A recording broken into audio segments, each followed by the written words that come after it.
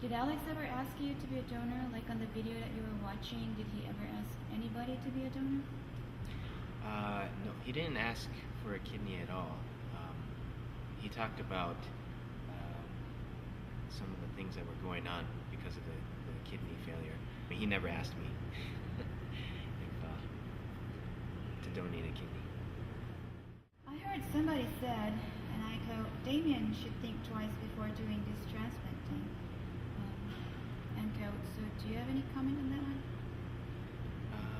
Well, I didn't have anyone that was close to me that said anything of that sort. Just a parental concern, but my life is in the Lord's hands. However that's going to play out, that's going to play out. If I don't I value life. I wouldn't. God values life. I wouldn't be so careless with it. But I know that the Lord. I'm special in this. I shouldn't say that quite like that, but I know I'm kept in a safe place with the Lord, and if it means, if it means whatever, if that means giving the kidney or whatever, that's how it goes. Is there any concern in the back of your mind for what may happen to you in the future that, God forbids, the only kidney you have left may fail you? I had those thoughts, but it was just like in passing. Didn't really consider them too much. But what I did think about a lot was what if there was a complication with the surgery itself, and that was my appointed time. I thought about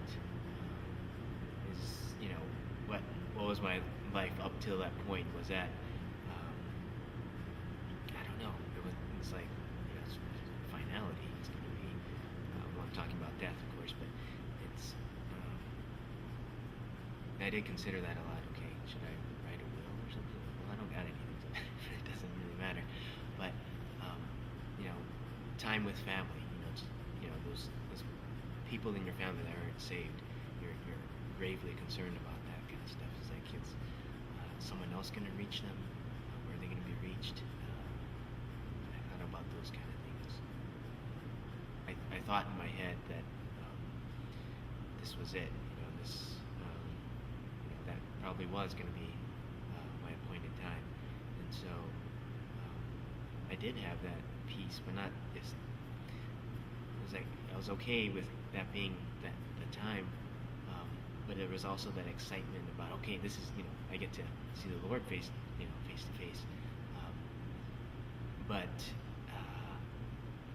and there's always that worry about how are your parents gonna go on, how are your brothers and sisters, and but I know that the Lord is active, and I don't need to worry about those things. He's in total control. So when I awoke from surgery out of anesthesia, I was a little surprised, but it's this time is just like a plus. It's it kind of gave me a whole new insight into when I was reading the scriptures about taking up your cross and following Jesus.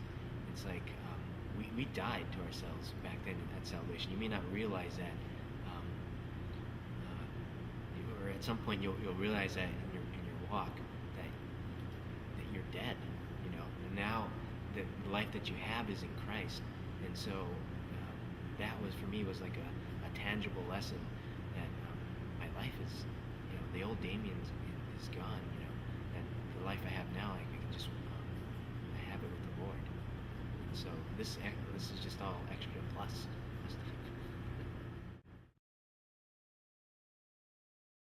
Do you have any idea what the Lord wants you to do now, or did He give you any hint?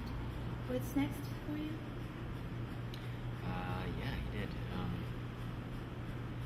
it's kind of a constant thing with me and the Lord. I'm always asking what's next, and sometimes He'll tell me, and sometimes I'll just wait until He tells me. But it was before the surgery that He gave me a vision for haiku.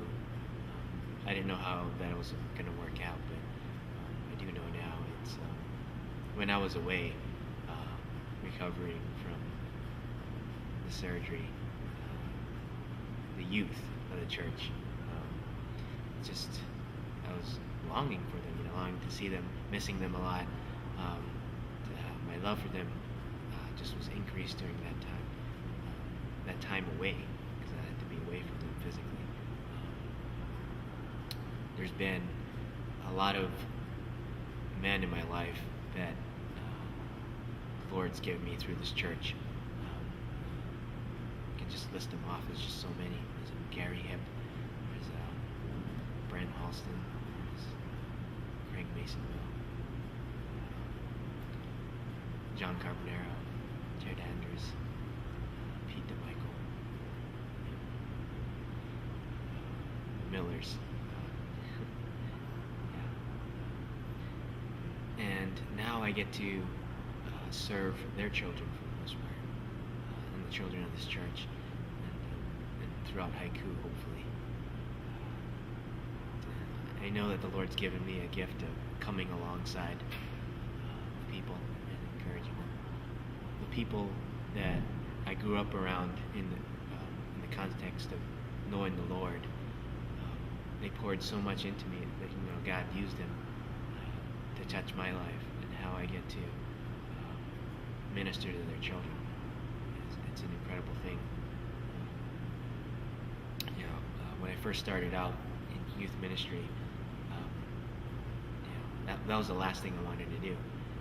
I remember the first time I was asked about 8-9 years ago to help out with this guy named Chris Gang, some German guy, to help out with the youth, and I was like, no, Lord, that's the last thing I want to do. I can't stand youth, because I knew how I was as a teenager. But